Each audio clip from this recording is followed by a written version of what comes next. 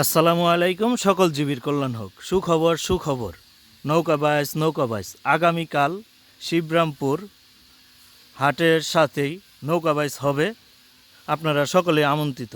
কালকে নৌকাবাইজে 6 থেকে 7টি নৌকা অংশগ্রহণ করবে। প্রতিটি নৌকার জন্য একটি করে ফ্রিজ আছে, আর ওই জায়গার ফার্স্ট প্রাইজও ফ্রিজ।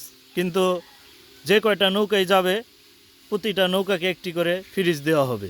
আপনারা সকলেই আসবেন। আর বিশেষ করে ওই নৌকা বাইসে কিন্তু ট্রলার, স্পিড বোট কোনো কিছুই চলবে না, এটা কমিটির আদেশ। এই নৌকা বাইসটি মূলত হবে লিটন ভাইয়ের উদ্যোগে এক বিশাল নৌকা বাইস, শিবরামপুর হাটের সাথে মুন্সিগঞ্জ জেলা। সকলেই আসার অনুরোধ রইল।